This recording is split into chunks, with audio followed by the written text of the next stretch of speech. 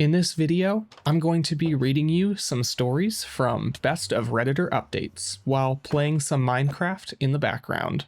This is a relatively new Minecraft world I started, and I'm going to be venturing far and wide trying to find a better nether spawn.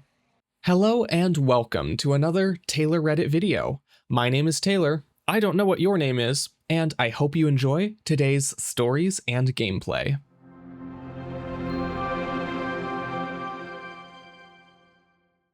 Our first story is from user throwraw186252. They posted this originally in Relationship Advice. Now, these are going to be some heavy stories, so we have some trigger warnings. We have harming of oneself, relapse, drunk driving, manipulation, emotional abuse. But there is a good ending for the original OP, so that's great.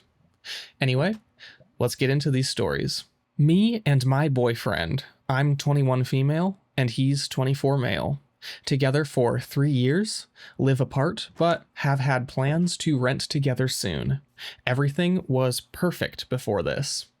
Backstory: I have a history of hurting myself, have done so since I was 11 years old.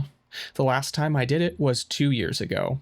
I have some scars, but I'm doing much better and I'm in therapy. It's been a while since I even had the urge. Oh, that's so good for OP. Very proud of them. My boyfriend had an ex before me who played mind games a lot. I feel that it's relevant, as he sometimes thinks I'm playing mind games with him when I'm not. For example, he was wary when we started dating that I would self-harm for attention or do it to punish him. His ex would threaten things like that if he ever left her. I don't and haven't ever done this, and despite my struggles, I am pretty good with being patient and communicative. Until this, I considered us to have a really healthy relationship. Main story. Boyfriend went out drinking with his friends. I usually hear from him as he gets home, 2 a.m.-ish, to let me know that he's home and safe, but I didn't hear anything last night. I figured he just forgot. No biggie. I went to bed as normal. I woke up at 11 a.m. to a bunch of missed calls from his mother. They live together. I called her back, and she texted at 1 p.m. that she couldn't talk. I was kinda worried and told her as much. She said my boyfriend didn't get home last night and was in a crash and didn't make it. Now this was super weird to me since I get on well with his mom and would never expect to be told this via text, but after some more texting, I fully believed my boyfriend had passed away that morning and I totally shut down. The people I live with were out all day, so I was alone. Grief set in immediately, and I had an extremely bad relapse on my harming of myself. Oh no. At that point, I didn't even care. I was just hurting so much, and my usual coping techniques just weren't doing their job this time. I listened to the old voice notes of his, and even sent him one telling how much I loved him through the most unhinged sobbing I've ever done. Well, he arrived at my house 20 minutes later saying it was a prank since he got into a small bump and thought I'd get mad about him driving drunk as well as him mushing up his car a little, and him and his friends came up with this plan just to make me happy he was all right. So they took his mom's phone and the above happened. I obviously was thankful he wasn't dead, but I had a million other much stronger emotions. I was so angry he drove drunk. So angry he saw nothing wrong with it. So angry that he would lie about something so serious, and absolutely heartbroken that he let me sit in grief for over an hour until I sent a voice note that made him feel bad. Plus, lots of other things I'm still struggling to articulate. He found out I hurt myself and he flew off the handle. He said I punished him and turned a harmless prank into something much more serious and ruined the joke of it. Oh my gosh, the audacity of this man. He said I was guilting him for having fun, and now he can't trust I won't do it again. He even suggested I stay in a hospital for my mental issues for a few weeks and crank up therapy. He said he can't leave me if he wants now, or else I'll act like this, just like his ex. I am beyond hurt. I probably should look into therapy if I'm still resorting to it, I admit. But this was not an everyday bout of anxiety or even a breakup. I thought he had died. I'm also very aware that his actions were massively terrible, and he is being so manipulative in the aftermath. How is it a punishment if I thought he was dead? I absolutely would not react like this if he just broke up with me, and I have never said or hinted at that. Not really sure what to do now. My gut tells me to leave him over this, but I'm so unsure. Yes, absolutely. You should leave because it's just a prank, bro. That excuse does not count here. I'm sorry. Driving drunk, crashing your car, and then stealing your mom's phone so that you can lie and tell your girlfriend, who you know has had a history of hurting herself, and then you go and you make up this whole story about you died, and then she hurts herself, unfortunately, because, this was a problem in the past and this is a very big situation, and then he has the gall to flip it around on her and say she was the manipulative one, which in my opinion is absolutely insane. And now here's some comments from the original post. Grunt Bugly says, your boyfriend is a horrible person. What he did shows deep character flaws. The drunk driving is bad enough, but more so because he knew it was wrong and chose to do it anyway. But the harmless prank, that's just mean. Mean is an understatement, I believe. So disrespectful and inconsiderate, made all the more so by your personal history.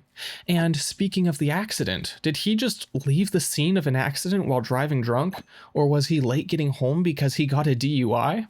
The OP replied, he bumped into a fence, so luckily nobody was injured, but the potential was there, as well as the carelessness. I don't know if he was late or not, honestly. I think he planned this almost immediately after, and not texting me all night was part of it. And now, here is the update post. Long story short, I broke up with him for the following reasons. Drunk driving, endangering himself and others, took his mother's phone and made me think it was her, deception, telling me he was dead, deception/extreme emotional stress, letting me think that for hours, I could list every negative trait for that one, letting me think all of this for hours, borderline sociopathic behavior, not being sorry for any of these things, telling me I'm too sensitive, invalidation and shifting blame, being mad at me for relapsing, unsupportive, uncaring, unkind. I love how the OP listed all these reasons so well. I mean, I still personally feel slight underreaction to what the horrible, horrible boyfriend did, but let's continue. I still won't blame him for the relapse, though, as many people here wanted me to. That is on me, and I'm still going to therapy regularly for that. Very good. I definitely don't think that it was his intention, but he did still cause it, and I'm glad you're in therapy for this. It's very good, but he's still kind of at fault for that, in my opinion. Anyway, continuing. So, for those interested, I took a few days to myself. I did speak over the phone to his mom, and she was incredibly apologetic on his behalf. I taught her how to put a passcode on her phone. Very good. After that, we met up, and I outlined the things I listed above. He seemed apologetic and sincere about all of them and listened to me. Unfortunately, he didn't quite understand that being apologetic wouldn't get me to change my mind on ending the relationship, so his true colors came out at the end. He got annoyed at me for ending it and again told me I was dramatic and other invalidating arguments. Oh well. I said what I needed to say, and that's enough closure for me. And then the top comment on this post, Threadheads says, told me I was dramatic. The guy who faked his own death called you dramatic?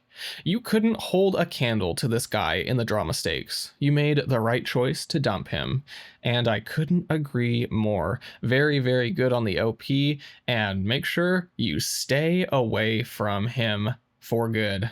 And I'm glad that this has a somewhat happy ending. Our next story is written by user short_sale2311. My girlfriend spent over £1,000 on a hair appointment and tried to hide the cost from me afterwards. £1,000 for a single hair appointment? I could see that over a few years, but just one appointment? Let's find out. I, female 26, found out that my girlfriend, female 27, spent over £1,000 on her hair. My jaw is on the floor. She got her hair dyed to platinum blonde. It is naturally black normally. I'm not angry that she dyed her hair, but I found out that she paid almost £850 to get it done, and that is not counting the tip and the new hair products she needs. All total, she spent over £1,000. It was one appointment spread over 2 days. Okay, I honestly don't know a whole lot about hair stuff, especially hair dye, even though I have long hair.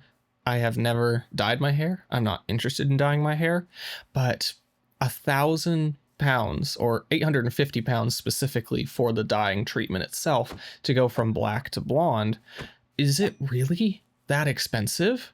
I've thought I've heard of people getting this done, and if it was really that expensive, there's no way people would be getting it done as much as they do, or maybe I'm just out of the loop. Anyway, continuing with the story. We are not wealthy, and I almost had a heart attack when I found out. We don't watch each other's spending, but I would never spend that much without talking about it with her. She says it was so much and took so long because it takes that much to get Asian hair blonde. She did the appointments while I was working the night shift. I'm a paramedic and I sleep during the day when I work nights, and sometimes I don't even see her before I leave for work if she's already asleep. She also paid with cash. I think she did it when I was working nights and used cash that she took out over a few weeks ago, so I would not see the change on our statement or know how much the appointment itself cost. Plus, now she apparently has to go for touch-ups often, every couple of weeks, and those are also expensive. Okay, I don't know much about this, like I said, but I guess if you have black hair and then you get it dyed blonde, it's gonna grow and you're gonna need to keep up on the base where it's gonna have dark color coming from the top of your head, and then the bottom's blonde. I can see how that would look weird, but yeah, I don't know, maybe she should learn how to do it herself, save some money. I've heard that a lot of people dye their own hair, and there's plenty of products for that, but I don't know if it's possible for someone with black hair to dye it to blonde. Maybe she should do some research on her own. Okay, back to the story. I can't believe she spent over £1,000 on hair when money is tight. I can't remember the last time I spent that much in one go, not counting rent. I am stressed out, and she is so nonchalant about it. I'm not upset that she changed her hair. I'm upset about the amount she spent and the hundreds it'll cost for maintenance and products. Plus, I'm not happy that she hid the true cost of the appointment from me. I only found out accidentally. I'm upset about the cost and the fact that she hid it from me. She thinks I'm overreacting, but I don't think I am. I just can't believe it. And then the OP left a comment answering some questions. Was it her money she spent? No, it was from our shared bank account. Why do you care? It's her money. No, it wasn't just her money, it was from our shared bank account. I care because money is tight right now, and she took such a large amount from our shared account without telling me and then hid it from me for over a month. I only found out accidentally, and it is my business. And yeah, it doesn't sound like she's mad at her girlfriend for getting the hair changed. Like, I don't think she's mad about, oh, I wish you had black hair. Definitely doesn't sound like that to me. It sounds like she has a very legitimate concern with the fact that £1,000 was just nonchalantly spent on a single hair appointment without talking to her about it, and when they're not filthy rich. And now the top comment from Deleted. I'm a platinum blonde, and I paid $300 for a session max. This is crazy. Very cute that you don't mind her getting her hair done, but this is comparable to new shoes. A splurge of $200 to $300 once a year is fine, but £1,000 on shoes? I'm so sorry. Edit. Make her pay it back or break up. Unfortunately, I would say the latter. My mom was like this. She made us go bankrupt beyond repair. She is now AWOL and debt keeps showing up out of nowhere. The star of this week, $38K from 1986, before I was born. This means way more than you think for the rest of your life. Okay, I got a little confused by some of the stuff written in that top comment, but yeah, $300 for a session? Still expensive, but that sounds like it's a lot more reasonable. My guess is that the girlfriend went to one of those super high-end hair salons instead of just going to a basic one where, you go in, pay a couple £100 in their case, and get your hair dyed, go out, and then come back for, £50 a session or whatever it might be every month or so to keep your hair blonde. Still expensive for sure, but much more doable. She must have gone to a mega bougie hair salon. And then an update 7 months later. I previously posted about how my girlfriend spent over £1,000 to get her naturally black hair dyed platinum blonde. She did it when I was working on the night shift, and she paid with cash and didn't tell me how much she had spent. I only found out accidentally. She was also going to the salon to get her roots touched up every 2 to 3 weeks after, as well as spending a huge sum of money each week on hair products. Oh gosh, so she's putting a lot of money into this. I was upset because she took the money from our shared bank account, hid it from me, and then lied when I found out what she had done. She was contributing 30 to 40% towards our rent and other expenses, and the money for her hair appointment and products came from our shared account. I was upset because money was tight, and her spending so much made it difficult to pay the bills. We ended up breaking up over her being so irresponsible with our finances and the fact that she lied to me. The tipping point came when I asked her to cancel her appointments to get her roots done because rent was due. She told me she canceled it, however, she didn't. In order to pay our rent, we ended up not having enough money for food and her car payment. Oh gosh, so she has a car payment too and she's still spending like this. Wow. That was enough to end the relationship for me. Truthfully, I should have ended things immediately when I found out about the original hair appointment. Instead, I hung on for over 3 months, and I feel stupid because of that. I moved out of our flat in February, a week before our lease ended. My ex-girlfriend kept saying I was angry about her changing her hair color, and completely skipped over the fact that it was about the financial irresponsibility. She messaged me once right after we broke up asking for money. I have blocked her everywhere. I haven't seen or spoken to her in months, and I don't plan to ever again. I just feel stupid for not ending the relationship immediately. Well, sounds like in the end, everything worked out. She's gonna go broke, and you're not gonna go broke because she's gone. So good for the OP.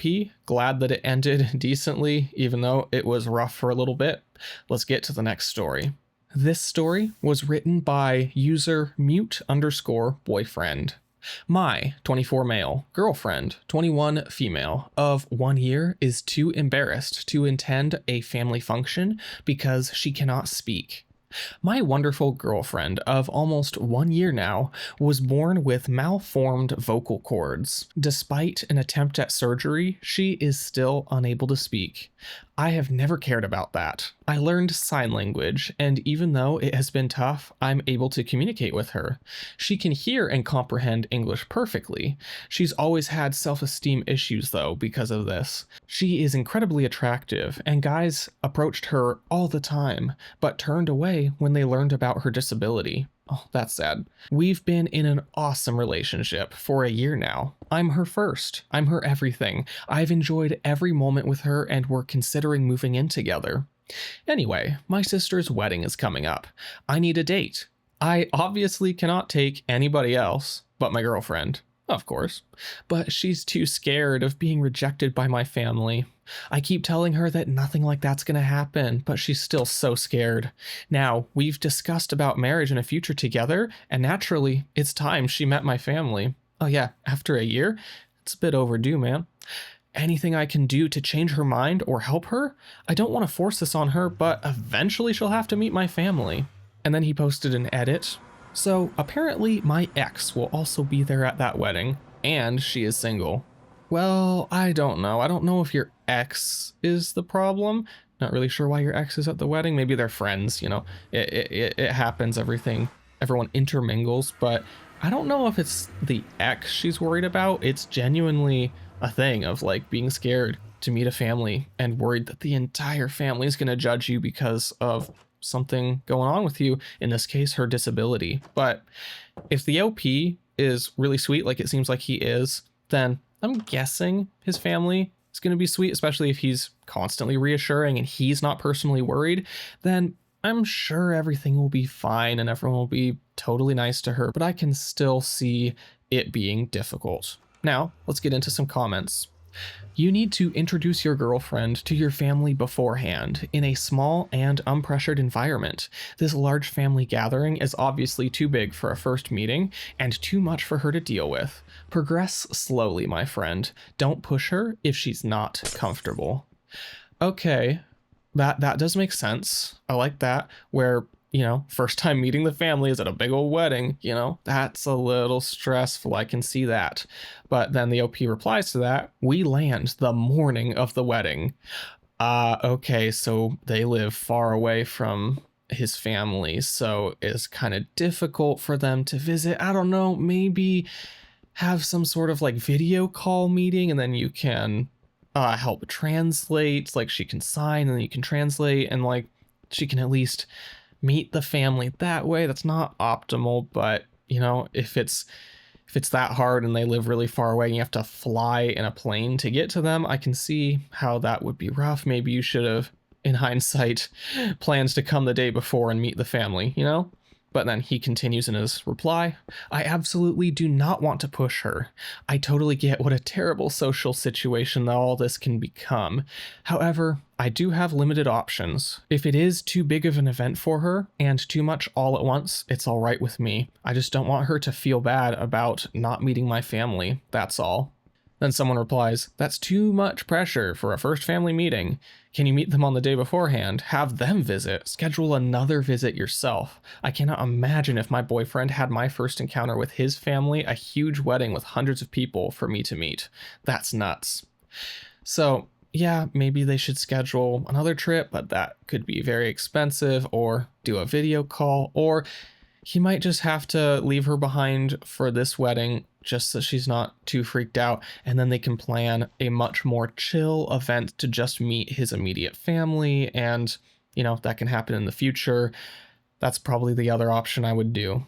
But then he replies, I know, but if I leave her behind, that'll make us both feel terrible. Oh, look, he says it. Skype works theoretically, not practically. But something like that can get very uncomfortable very soon because there's only audio and video. When you take the audio portion out of it, it feels weird. Yeah, but she can sign, then you can translate, and then she can still hear them and understand them. So I don't know, I think it could work. There's not really a good option other than leave her behind for this one and have her meet the family. It's not going to kill you. It'll be fine. It will probably be better in the end for everyone. So that's my recommendation.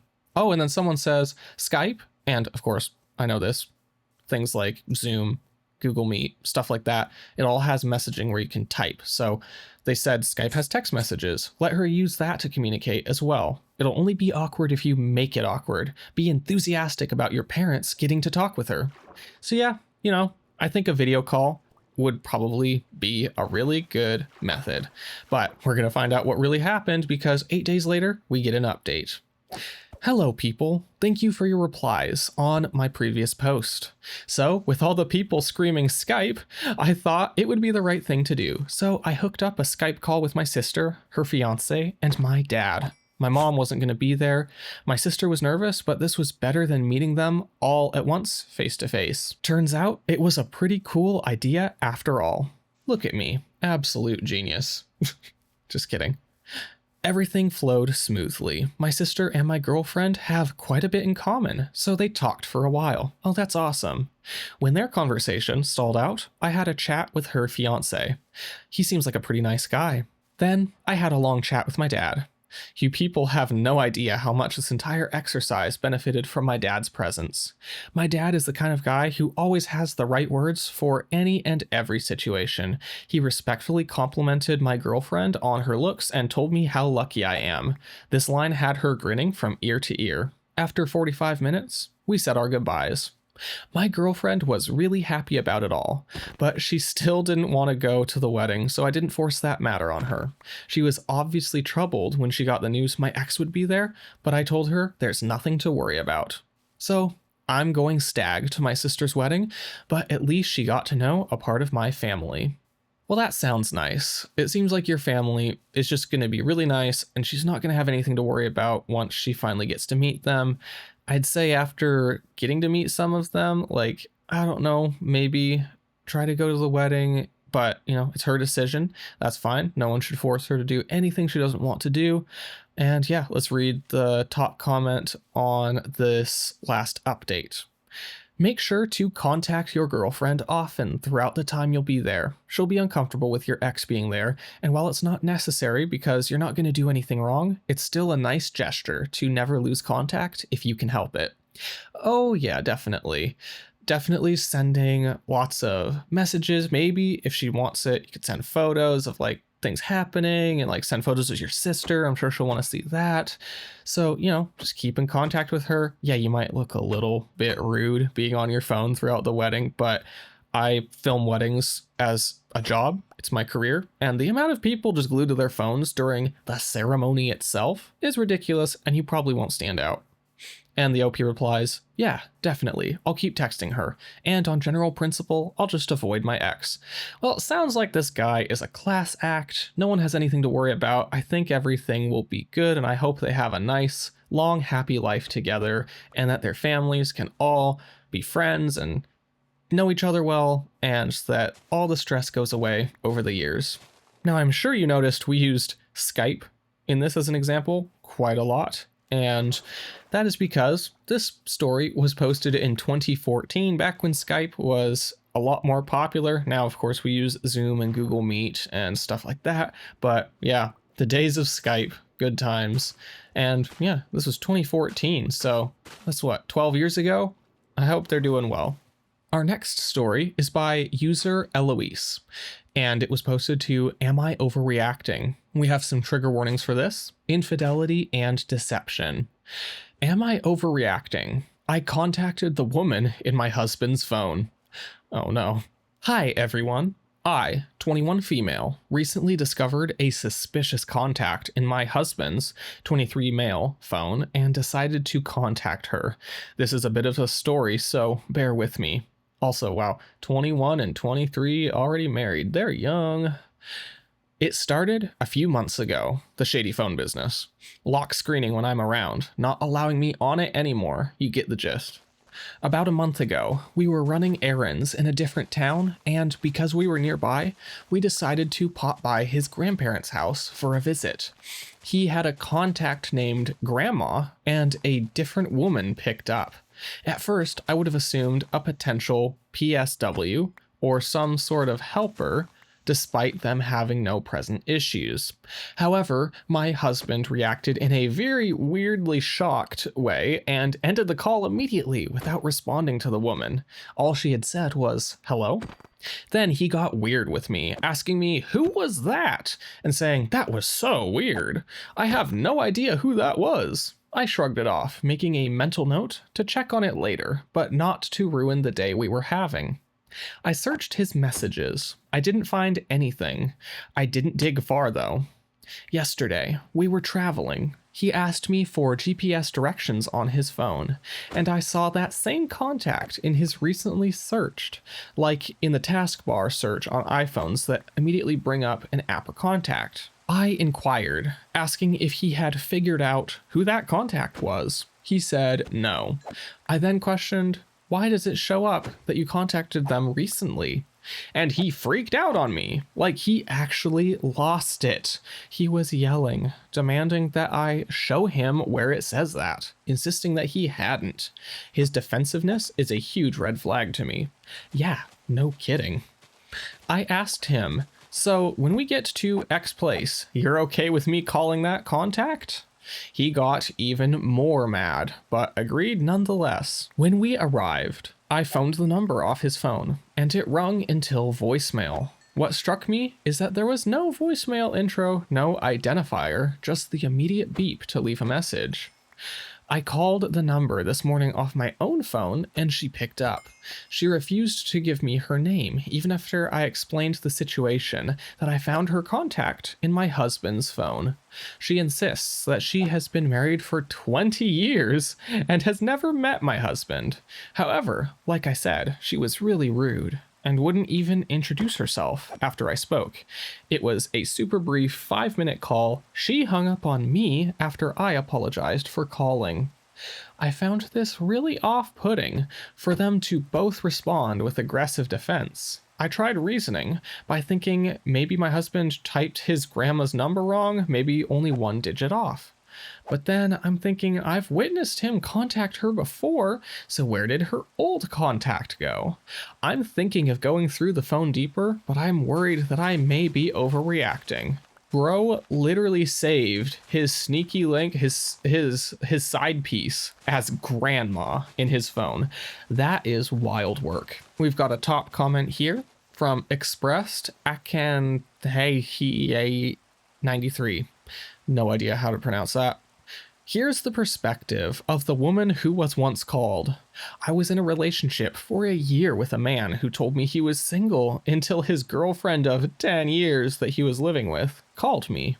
I told her, ask me anything, I will tell you everything. That SOB couldn't tell me he had a girlfriend. I'm not going to defend us. She found our deleted texts in the deleted text section of his phone. I think that it goes back 10 days. I sent her more. I also told her to look in his Cash App because we used to casually bet $5 on football games, and he sent me some money for my Christmas lights. She was so sweet. I love her and consider her a friend now. I'll always be a girl's girl and have her back. And then we have an update from the OP 4 days later. Firstly, I wanted to thank everyone for the support and clarity I needed. Your advice, support, and suggestions went a long way. I can't thank you enough. Please know each of you individually helped me a lot. I traced that number to a burner phone in my town, and there's absolutely nothing else attached to the phone number. That being said, I decided not to dig further into this woman. Thank you to everyone who gave suggestions on how to do this, and everyone who offered help. She just isn't my business further than this. Now, I didn't discover if he'd been seeing her, but this did lead me to investigate further after talking with him. I first asked him to be open and transparent if he's doing anything behind my back. He denied everything and promised me that he isn't. Then I went through his phone, finally. For everyone who misread my last post, this is the first time I actually snooped without his presence or permission. I can barely believe it, but I found multiple other women and multiple website logins. I'll keep that brief so my post isn't removed. This guy, married, he's got multiple side pieces. That's insanity. I'm heartbroken. I'm destroyed. I confronted him and he denied it. When I showed the proof, he finally broke down and admitted all of this had been going on for 2 years. Oh my gosh, she would have been what, 19 when he started doing this? I don't know how long they've been married for, hopefully not too long, but oh my gosh. I'm still not sure what my next step is, but I had a calm talk with him, expressing that this could not be repaired and that I'm done. He is sleeping on the couch. Would it be dramatic or overreacting to straight up ask him to leave for a bit? No, you need to ask him to leave forever. Like, spend a night or two with his friends or side chicks. Oh my gosh. I need to pack my things and clear my head. Additionally, I'm the caretaker of the home and animals, and he has the car, so this makes more sense than me leaving for a bit. I need to pack my things, and I'm already speaking with my lawyer. TLDR, we are getting divorced. Good. My new/second question is, would I be overreacting to completely lose my mind about this? I'm trying so hard to stay composed. What's a reasonable crash out level here? And then the top comment to the update is from Primary Platypus 568. Wait until after you talk to your lawyer to decide what your crash out options are. It's not worth it in the long run to do anything like destruction of property because it could really influence the divorce settlement. Very true. You need to stay low, stay down, and destroy him in court. And, things are not going to go well for him because he was the cheater, and it's not going to be a nice, happy ending for him. Thank goodness. That being said, while breaking this kind of news to friends and family is an absolutely awful part of this process, you might want to start on that before he gets his version of the story out. He obviously has no problem lying, so don't let him play the victim before you get a chance to tell the truth. I'm so sorry you're dealing with this, and good luck. And then top comments on this actual Best of Redditor updates post is, I like the talk to your lawyer before you crash out advice.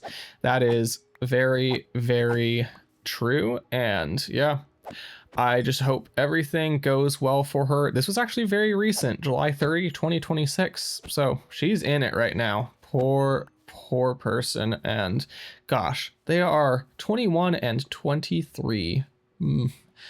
Unfortunate. Our next story is from user NoProcess1558, and it was originally posted to Am I Wrong?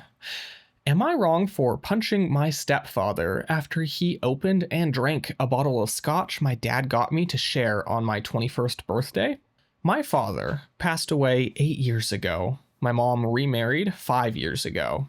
I will admit, I never tried to blend with him or my step-siblings. I was happy for my mom, but to be honest, would have preferred it had just remained the two of us. I am 19. I live at home since I'm going to college locally.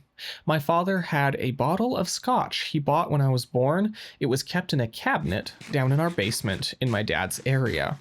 I don't know why I never moved it. I figured it would be safe and never touched. And for many years, it was.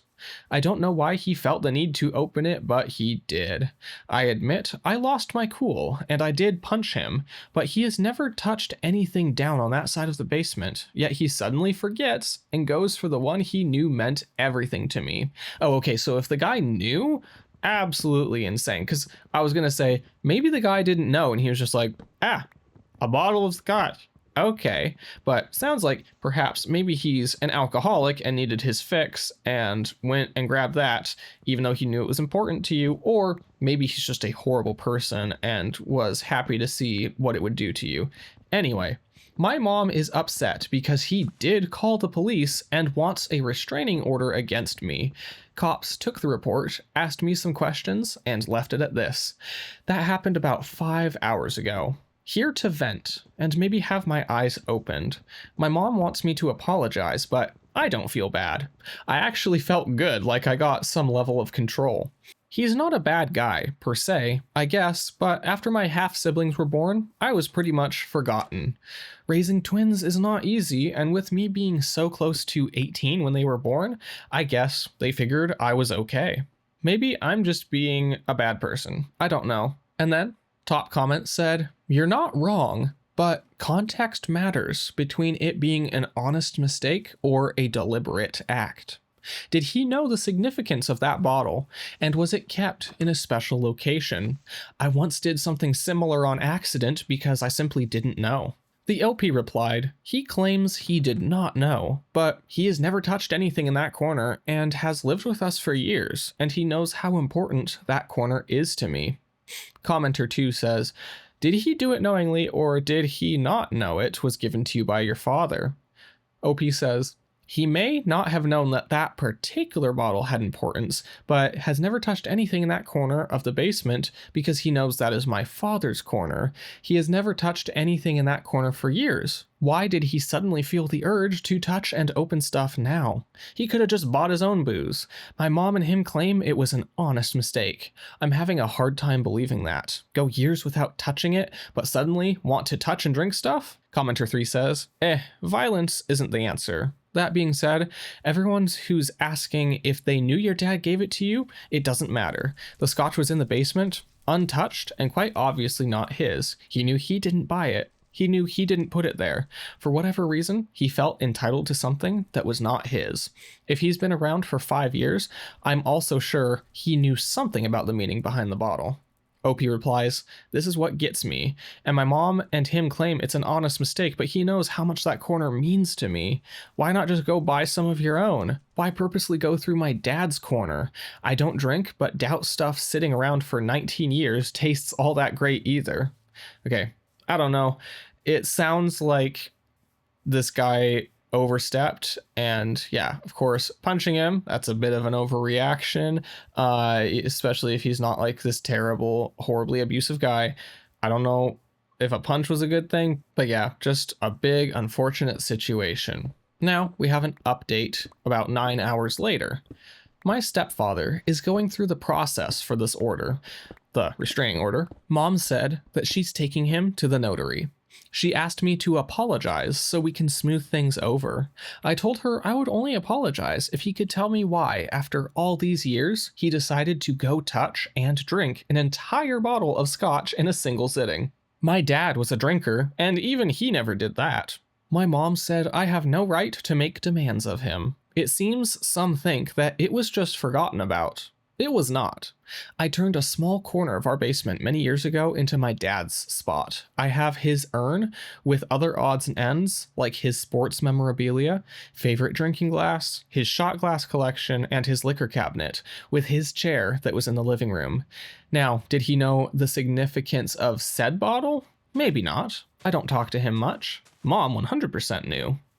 Thing is, that should not have mattered. He knew the significance of the corner. Why was he touching anything in said corner is beyond me. Also, this bottle was in a neat wooden box. I don't drink.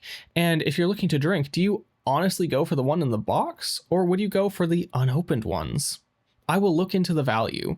I know the name was Macallan Sherry Oak 30. This was the first time I ever threw a punch before. Never been in a fight before. I don't think I have anger issues. I just lost it because my dad has slowly been forgotten. Mom used to wear his and her wedding bands as a necklace, but about 3 years ago, she stopped. We used to go and get Bluebell ice cream together. We stopped doing that after the twins were born. Pretty much everything changed after the twins were born. I lost my cool because it felt like another piece of my dad was cast aside. She even let my stepfather have his restored Super Sport, which was technically supposed to be mine, but because my dad had a standard will, he left everything to my mom. I reached out to my uncle, and he's going to fly down on Monday so we can all sit down and talk. As it seems he is going forth with the order, my uncle does not think he will be able to get an emergency order for this situation, so he hopes on Monday we can come to some kind of an agreement. And then we get another update 3 days later. Thanks for all the feedback, and an update as promised. My uncle and I spoke with my mom and stepfather.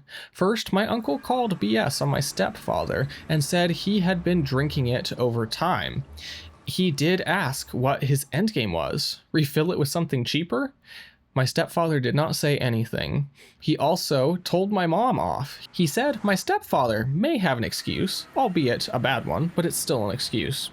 He told her that she had no excuse. She knew what my dad's intentions were for the bottle and for the car. He said he had told his brother that he should list whatever he wanted me to have in the will, but he told him that it would be fine because he trusted my mom with his life.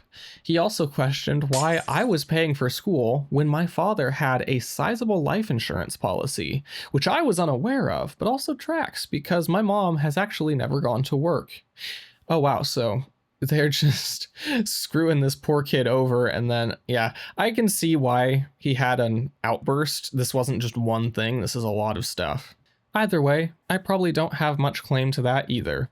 At that point, I simply asked for my dad's car and the key to his storage unit. She and my stepfather can keep everything else. So that was the conversation. Was pretty much my uncle going at them and them just listening. My uncle asked me again to move in with him and suggested I take a semester off or a year and travel with him.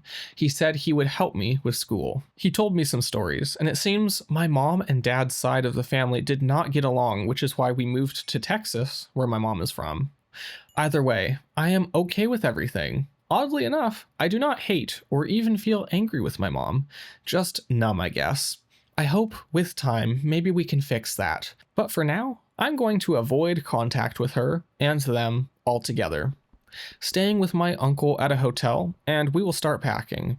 He is going to have the car transported to New York. I lost the booze, but I did get back the car, which is better anyway, if I'm being honest. Well, I guess that's good.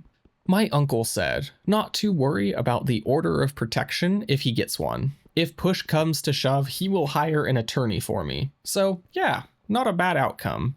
I wish I knew why, but yeah, still don't know why he drank it. Our next story is from Heartbreak Account 313, originally posted to True Off My Chest. It turns out I should have been worried about the friend of my fiance that everyone told me not to worry about. And then this one has 2 trigger warnings: infidelity and assault. So let's get into this story. This is hard for me to write. The man that I thought was the love of my life decided to be with someone else instead. They grew up together. Their families are close. When I first met him, I was wary because of how close they were, but he, along with everyone else who knows them, assured me there's nothing between them. They're like brother and sister. And I was stupid enough to believe it. Yeah, they're like brother and sister in Alabama, right? Last week, I was assaulted at my job. One of my eyes is swollen shut and hurts. I'm a nurse, and I was assaulted by a patient that I had administered naloxone to. I am home resting, and my fiance was with me until he found out that his close friend was in a small car accident. A van backed into her car in a car park. Oh my gosh, that's a small accident, yeah. She wasn't even inside, but my fiance lost it when he found out. He left our flat to be with her, even though she was with her boyfriend. She wasn't even hurt, but my fiance said he thought she was. How could she be hurt? She wasn't in the car. And it made him realize that he loves her and can't lose her. He told me he confessed his love to her, and she said she feels the same, and it broke something inside of me. I don't even know why I'm writing this. It won't bring him back. Oh my gosh. So, a small car accident. She wasn't in the car. So what? She's in the store, her car gets bumped in the parking lot, which happens all the time. She comes out, sees a dent in her car, freaks out, and this guy leaves his fiance to be with her because he's like, oh, I got so close to losing her. Her car got bumped when she wasn't even there. See, like this story and like the other stories with all this cheating and stuff, I'm like, there's literally guys out there that have like tons of women just falling head over heels for them, and they're the worst people on the planet. And I'm like over here, like it takes me like a year plus to meet someone to try to date, and most of the time I'm not successful anyway. I don't understand how it works. Anyway, talk comment to that was, why would you want him back? He's in love with someone else. Good riddance. Better now than after getting married. She replied, but I love him. I know it's stupid, but I thought he was the love of my life, and I miss him so much, even though it hasn't even been a week since he left. I just miss him so much. That's so sad. She has a terrible day at work, gets hurt at work, and then he just ups and says he loves this other girl and then leaves because her car was bumped in a parking lot. That is just rough. I know she's in the grieving process. It'll take time, but she will definitely feel better after a while. And then the update, 4 months later, I heard that my ex-fiance proposed to her. Oh my gosh, this guy's just bang, bang, bang, go, go, go. His family, her family, and our friends are all over the moon about them being together. That's unfortunate. No thought for me or her ex-boyfriend and our lives being torn apart. Oh yeah, that's right. She was also dating someone. This poor guy is just like, what happened? I have only seen and spoken to her ex-boyfriend once since the incident I mentioned in my other post. Wherever he is, I hope he's doing well. Imagine my ex and his ex saying it wasn't cheating because they left us first, as if all that makes it better. After my ex-fiance left, I had to deal with canceling everything for our wedding and getting our flat sorted out and signing a new lease. I had to block him and everyone who kept telling me it was fate or they were meant to be together. Oh my gosh. I am trying to move on, but I don't know how. I thought I would be marrying the love of my life tomorrow. Oh, that's so sad. So, wait, their wedding was in 4 months from the moment that this happened. This poor girl. And then the top comment is slightly off topic, but does someone backing into your car while it's parked and you're not even inside of it really count as being in a car accident? OP's ex was literally jumping on whatever excuse he could find. Yeah, it's not even considered a car accident. That's just property damage. Yeah. Very, very strange, very sad. I'm glad that he's out of her life, though. She'll be better for it. She did dodge a bullet because any guy like that is no real man that you want to be married to. That is for sure. Our next story was written by user Abandoned Traveler.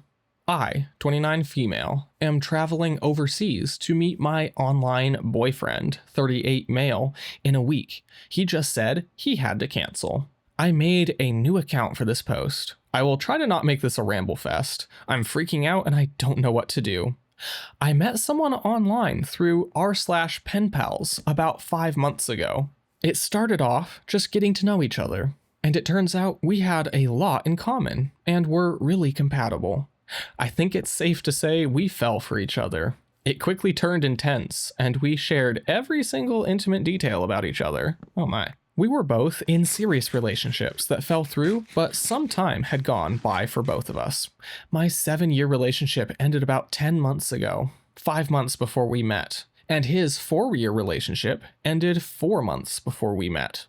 We text all day, every day, and FaceTime for 2 to 3 hours every night, save for maybe 1 to 2 nights a week. Oh my gosh, it's a lot of time. He lives in Ireland. I live in the United States. I found an incredibly priced flight to visit him. I'm guessing she means a good price, like she got a deal. We were both so excited, and maybe a bit rash. I booked the flight only after 2 months of knowing him. He told his family about me, shared photos of his family, and we planned all that I'm going to do and see with him. At 5:30 this morning, I received a video message and a long text that his ex-girlfriend was in a serious car accident and that he would have to cancel. Oh my gosh, what are the odds? Another car accident that the guy has to go and save the damsel in distress from. Oh my gosh, that is crazy. Back to back. Okay, but maybe this one was an actual serious car accident. We'll see. I begged him not to cancel, and I'm trying to be supportive of what he's going through. Yeah, but it's his ex-girlfriend. Like, maybe prioritize your current girlfriend? I don't know. So far, at most, I've only gotten that he will try, that he needs to sort this out. I'm freaking out that in 7 days I'll be in a country where I don't know anyone. Do I cancel the flight? I've been telling my friends about going on a trip, not really saying that I'm meeting someone. I have no idea what to do now. I feel sick. I feel like a fool. I feel like everything he said to me was a lie. What do I do? TLDR, online boyfriend said he won't be there to collect me from the train station since his ex-girlfriend was in a horrific car accident 7 days before I'm set to arrive. Okay, 7 days. If she was in a terrible car accident, she's going to be at the hospital, especially 7 days later. I should hope she's at the hospital by then. And she'll be getting cared for by doctors. And you've got your new girlfriend coming to town. Go be with her. Your ex will be fine. She's probably under the care of doctors. She's got her own family. I'm not I don't know. I wouldn't go see any of my exes in the hospital. All right, top comments. Chilled Out Kite says, in 7 days, you're going to a country where you don't know anyone and have a fantastic time. Were you planning on staying with him? Is there a cheap hotel you could book into instead? If he has to cancel on you, don't let that hold you back from having an awesome time with the money you spent and the time off you planned. Have a look at some stuff you can do by yourself. Ireland is a great place to visit. Who knows? He might get his act together by the time you're there. Right now, you're just dealing with shock. Calm down, look for positives, take things as they come. She says, I was planning on staying with him, yes. I will look into hostels today. I've always wanted to visit Ireland, and I don't want this opportunity to be missed to see the country. Yeah, and Ireland's a pretty safe place, so solo traveling there, not too bad. But yeah, there is a little bit, I'm a little bit suspicious as his ex gets in an accident. He's like, yeah, I can't see my new girlfriend at all. I'd be like, bro, I want to see my new girlfriend. I'm not going to miss a minute with her when she gets into my country, you know? It means something weird is going on. I wouldn't trust him, honestly. All right, we have an update from her 3 weeks later. After my post, I FaceTimed him to say what I wanted to say and end things. He tried to get me to just postpone my trip and even tried to give me money to make me less mad at him. I told him whatever we had was over, as I can no longer trust him. He cried, which made me feel weird. I wished him and his ex the best and ended the call. Good on ya. I went on my trip and had a top-class time. The Reddit community really astounds me sometimes. I received a lot of PMs of suggestions of things to do and things to see, and the trip to Ireland became the trip of a lifetime. In Dublin, I did meet up with a very kind Redditor who showed me the city and came with me to a bunch of museums during my stay. I saw some amazing sights, met a bunch of really cool people through my travels, and met a few really cute Irish boys. Oh my gosh, crazy. I learned a lot about myself on my first solo trip abroad. I'm pretty self-reliant, and I did a lot of self-reflection. This relationship was my first serious one after my ex and I split up. I think in my desire for closeness with someone, I ignored a lot of red flags and downplayed my self-worth. I am now focusing on making real connections with people I meet in real life, and have decided to stay away from anything long distance indefinitely. My first night in Belfast, I did message him after I had what was probably too many beers, and he said he was sorry, but it was what it had to be. It didn't really seem sincere, and it extinguished any romantic notions I had. All right, sounds like a happy ending. And I'm going to throw in my little theory here. I think that this guy probably has a wife or a girlfriend or someone current, and he thought he could sneak out for some fun, but then plans fell apart. He wasn't going to be able to get away with it. He had to make up some sort of an excuse to keep her from coming and blowing his cover. And yeah, it's probably something like that, because what guy gets a new girlfriend and apparently likes her a lot, and she's going to come out and you're not going to spend time with her? No, you're going to go sit in the hospital with your ex and do nothing but stick by her side. And she's your ex-girlfriend. Maybe if you really care about her, go visit, you know, give her your condolences or something, but you're not going to go see your new girlfriend. That's the biggest red flag for me, and I genuinely think that this guy is being a little sneaky. I think he's in a relationship, and his side piece was gonna blow everything if she came at that time. So that's my theory. All right, our next story is by user PlayfulMagician831. AITA for telling my girlfriend I'm tired of chasing her after 6 years together. Trigger warning: extreme emotional neglect. My girlfriend, 30 female, and I, 31 male, have been together for 6 years. I've been planning to propose soon, but I've been struggling with issues I've brought up since day one of our relationship that still haven't changed. The main issue, I feel like I'm constantly chasing her for attention and affection, especially in social settings. When we are in groups with her family or friends, she won't come to me. I always have to go to her. She won't initiate conversation with me unless I speak first, and even then, she just gives short answers without asking me anything back. When I suggest things, she'll say no, but when someone else suggests the exact same thing, she'll do it. Bro, I've been here before. Yeah, where you have to initiate every conversation. You have to do all the talking and you have to organize literally everything because she literally will do nothing and you seem like the last priority in her entire world until it's convenient.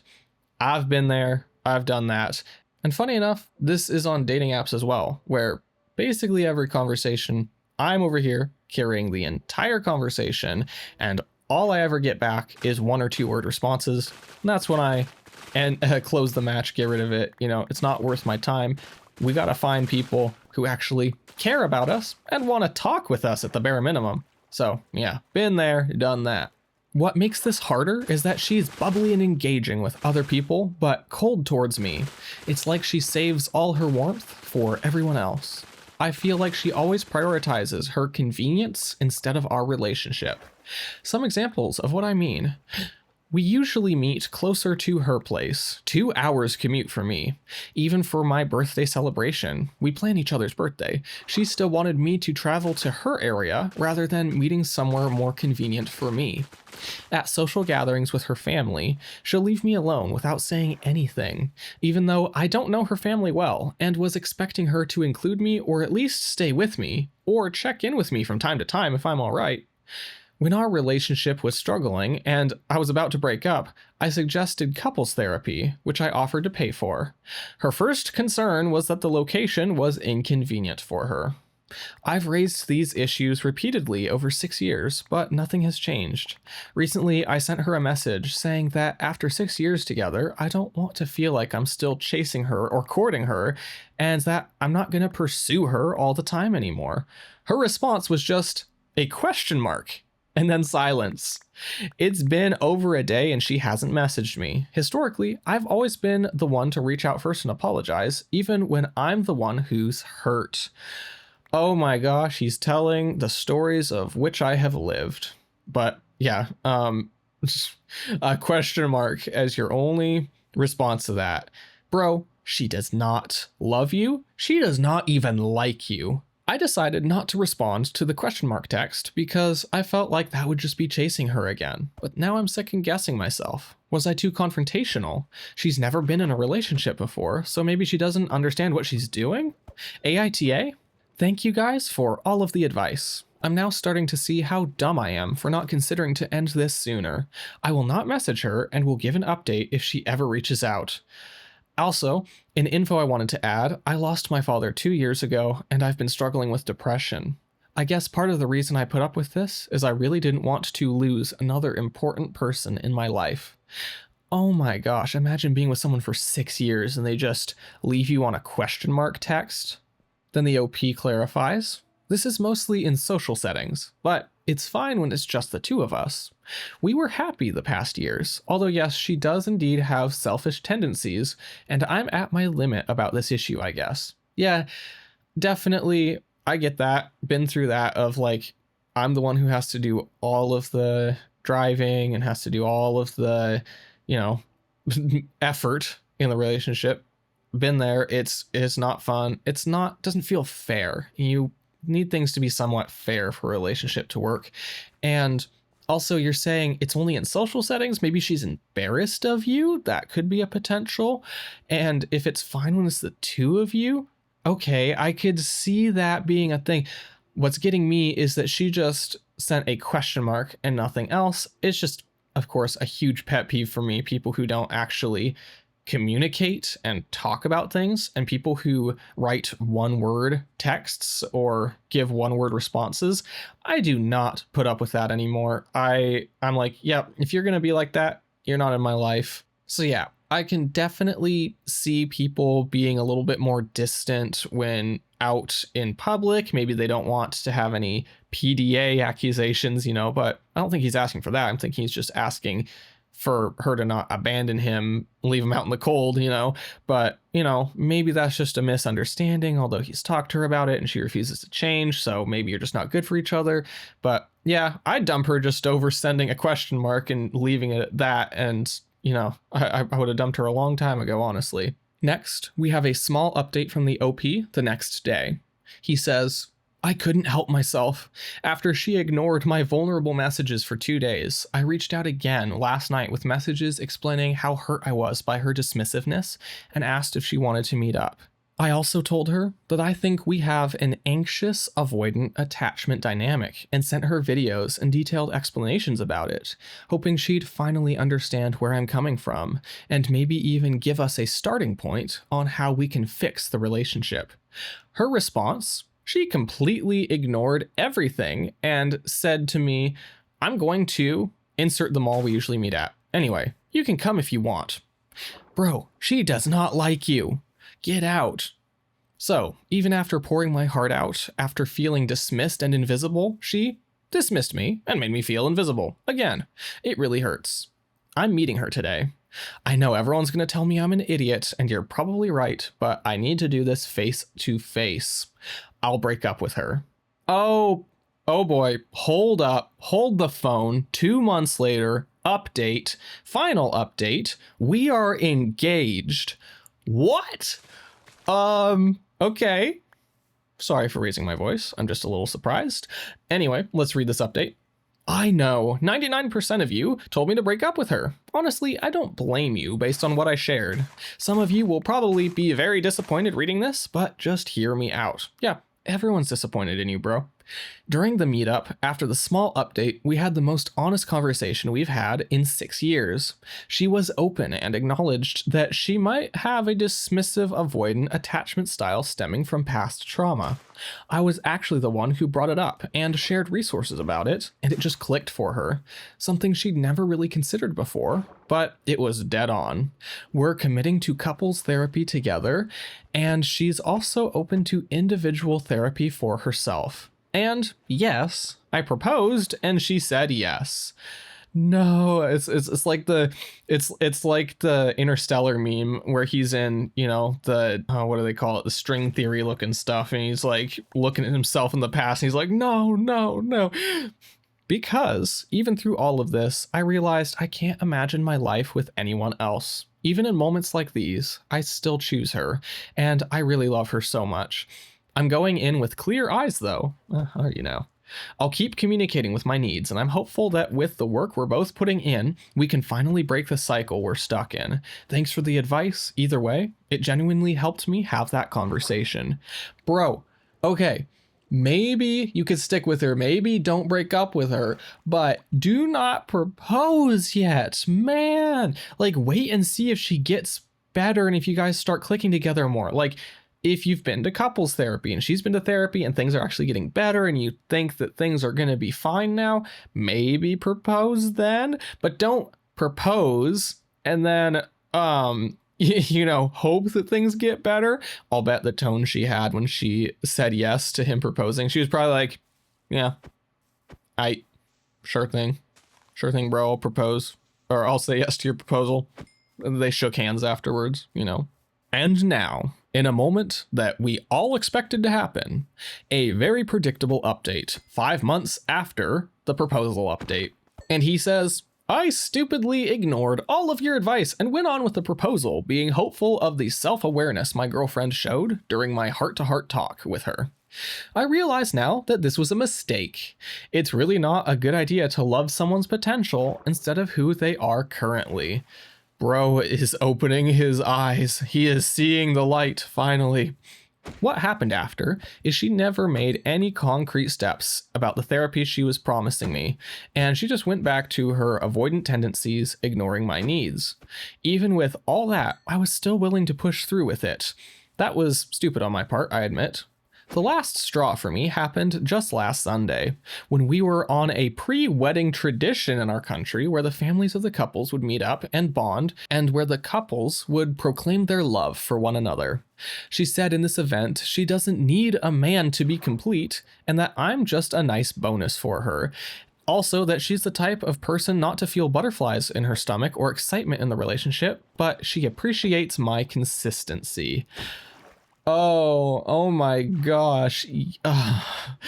She said the quiet part out loud. It's finally out. And yeah, I am seeing patterns, familiar patterns. Okay, I am ragging on this guy a lot, but I was this guy at one point. Not at one point. I've made a lot of mistakes, but I've been this guy and been with the person who does not really care, and they're just, you know, they're kind of like this. It was different for sure. It was a different situation, not exactly this, but I see some similarities, and I feel like I'm yelling at myself. I'm yelling at my past self right now when I'm reading this story and getting all mad at this guy, you know, for not seeing this. It's because I've been through it. That's why I am reacting this way. So yeah, anyway, let's continue. Worst part is she never said she loved me in this event. Not even once. Oh my gosh, in the couples proclaiming their love event, she doesn't even say it. Bro, we've been telling you she doesn't like you, she doesn't love you, she thinks you're convenient, she wants to marry you so that she has a flow of money and a reliable person and to look normal in her culture, all those types of things, you know? I understand that being independent is good, but that's not the right time and place for this. Yeah, saying I don't need no man at your wedding event thing, that is wild work. I felt really unwanted during that moment, and I felt invalidated again for all my efforts and sacrifices. I talked with her earlier today about the hurts, and she invalidated me again. Big surprise. That's when I decided to stand my ground and choose myself this time. He's growing a backbone, let's go. At the end, she just handed me back the ring and we broke up. Oh wow, she's so nonchalant about all this, it's actually surprising. Stupid to not end this sooner, but I have found respect for myself after neglecting my needs for far too long. Thank you for all the advice, and I hope we both heal from this in the future. Bro, she's not even thinking about you. She does not care. And then top comment, man, ignoring the advice and pushing through was rough, but learning from it is huge. The ring return and breakup sounds painful, but necessary. You deserved better than feeling like a bonus. Proud of you for finally choosing you. And yeah, OP dodged a bullet, and everyone was like, yes, yes, yes, no, no, no, no, wait. And then, of course, in the end, happy ending, thank goodness.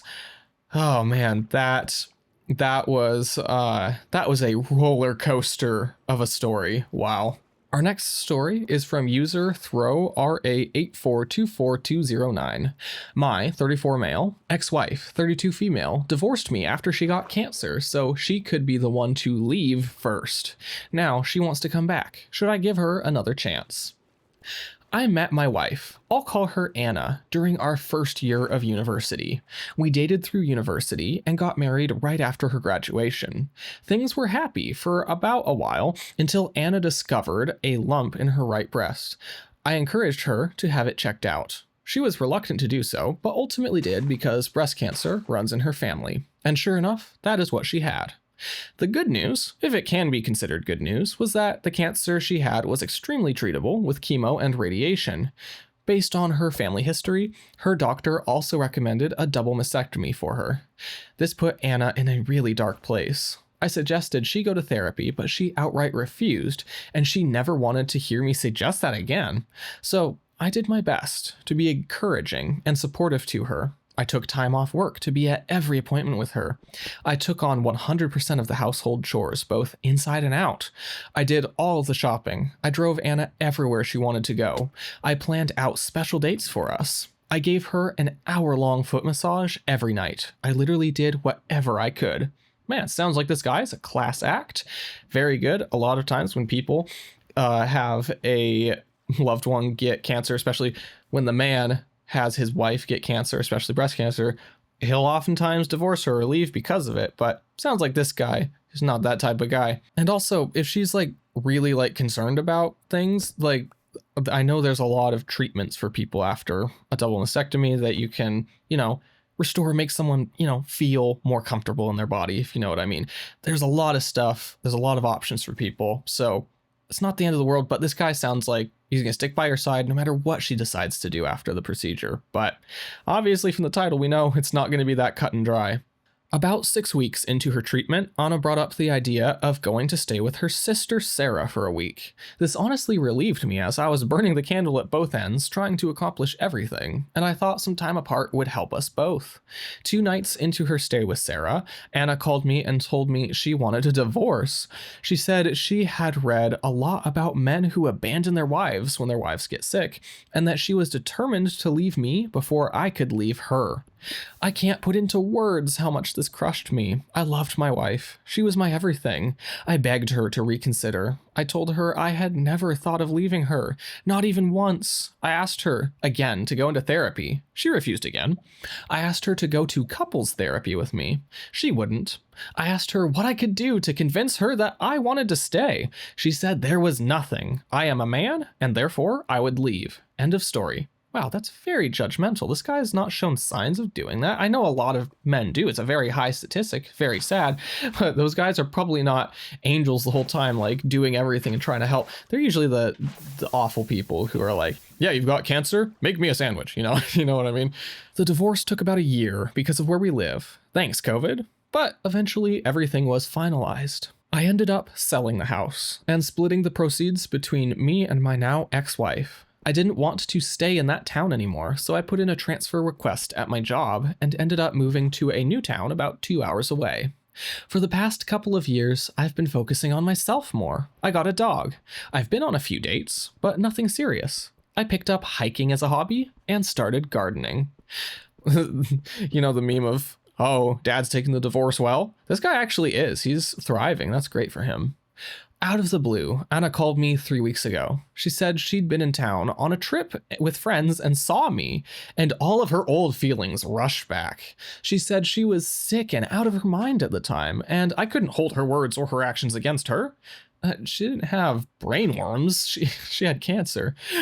She said she still loved me, and she always had, and that she regretted leaving me. She begged me to give her another chance. I'm so confused, if I'm being honest. I still love Anna, but I'm no longer in love with her. She broke my heart. I was devastated when she ended things. It took me a long time to get my head on right. But I also knew that she really was in a bad place because of the cancer. Do I owe it to her and hear her out? I'm scared that if we reconnect, I'll always feel like she has one foot out the door. But maybe that's unfair. I don't know what to do. Should I give her another chance like she wants? All right, my thoughts. Okay, yeah. You're going to be mentally in a bad spot, but he's showing the signs of that he's taking care of you. I don't know why you'd want to leave, even if it's for an ego thing. He's currently helping you and doing everything for you, and now you're leaving, so now you and your sister have to take care of you. Like, this guy was wanting to do everything for you. Also, you have treatable breast cancer. You're gonna survive this, It's like, you just, I don't know. It really just sounds like she left him because she wanted to get the one up. It was an ego thing. It's like, I want to be the one to leave so that he's not the one to leave me. It was all just this mental ego thing. And yeah, I don't know. I probably wouldn't want to get back with her either. But then I'm a hopeless romantic who's would probably just say yes because I missed them. So actually I take that back. I'm an idiot and I probably would get back with them. But no one's ever accused me of being smart. And then the update 3 days later. First, I'd like to say thank you to everyone who left comments on my original post. I now know what people mean when they say, rip my inbox. I posted that and went to bed, never expecting it would blow up so much. By the time I woke up, the post was locked, so I couldn't respond to any comments, but I read as many as I could and tried to take everything into consideration. Many of you suggested I reach out to my ex-wife for an in-person conversation. The overwhelming consensus was that meeting her in person would tell me all I needed to know, and you were right. That seemed reasonable to me. I texted her, and she jumped at the chance to meet, and we did so yesterday after I was done at work. I chose to ask her to meet at a local coffee shop. Maybe it sounds bad, but I didn't want to meet her at my house or anywhere private just in case. Sounds smart. Anyway, Anna was already there when I got there. She got up and hugged me. I let her, but I didn't hug her back. Then we sat down. I asked her to remain quiet while I talked, and then I told her everything. I'm gonna sum it up here because I honestly don't remember everything I said. I talked for like 10 minutes solid while she just sat there and teared up. But I told her things like how much she had devastated me. I told her that I would have stuck with her through thick and thin, no matter what. I told her that I loved her, and that had not changed after her diagnosis or treatment plan. I told her that I was broken after she initiated the divorce. I told her how hard it was for me to pull myself back together. A lot of you pointed out that if Anna and I got back together, should I be worried about what she would do the next time she got sick? Or if I got sick? And you were right. So I told her that too, and she got mad and interrupted me at that point. She said I was being unfair, that I wasn't taking into consideration her mental health at the time. She said she wasn't thinking straight, but now she was. I took the chance to ask her if she's been to therapy. She told me she hadn't, and that she has no plans to, and she didn't need it. I have to admit, that crushed me a little. I asked her why. Just why? It's the one question I've really wrestled with over the months. And she told me that she'd gone looking for support groups and found a lot of women who had stories about their partners leaving. She even mentioned Reddit, funnily enough. She said she talked through with her sister Sarah about all of this. Anna said that Sarah, to her credit, had tried to dissuade her from divorcing me. But that between social media and some of Anna's friends, Anna felt like she had to go through with it to be seen as a strong woman. Yeah, like I said, it was more of a, ego thing and trying to be seen a certain way type of deal. That is word for word what she said to me. I don't remember anything else exactly, but I will never forget that. She broke my heart and threw away our relationship because somehow her mind translated that into being strong. She then started trying to tell me that we could get back together again, but at that point, I just told her flat out, that's not happening. What it comes down to for me is that I just can't trust her. I would always be worrying about that same thing happening again. She cried a lot and tried convincing me to for a little while. When I got up to leave, she threw her iced coffee in my face and stormed out. Oh, so she's got a little temper too. Maybe you should stay away from that. So yeah, we're never getting back together, as Taylor Swift once said. Anyway, I have the closure I always wanted. I wish I felt better. I've been dwelling on this for the past day and a half. I kept wondering if there's something I could have done better, some way I could have saved the relationship, but I know there's not. I've blocked her number. I kind of hope I never hear from her again. And then the top comment on this is the whiplash between "you can't blame me, I was having mental health issues" and "I don't and never will need therapy" is wild. Yeah, that's very true. That's really sad that a small ego issue was enough to destroy what would have been a great relationship, but also sounds like maybe she's got some bigger issues that she doesn't want to address, so maybe the relationship wouldn't have been good. So yeah, I think the OP dodged a bullet, and I hope that he continues his life and things get better for him. And it sounds like they are and have, and he just needs to stay out of her life, she needs to stay out of his, and I'm sure things will get better for him. Thank you so much for watching to the end of today's video. If you enjoyed, I would like to invite you to leave a like, subscribe, and leave a comment on what you thought of today's stories. Or you can just leave a random comment if you want, because any comment boosts the video in the algorithm, and we both know that's all that matters. Thank you again so much for watching today's video, and I will see you in the next one.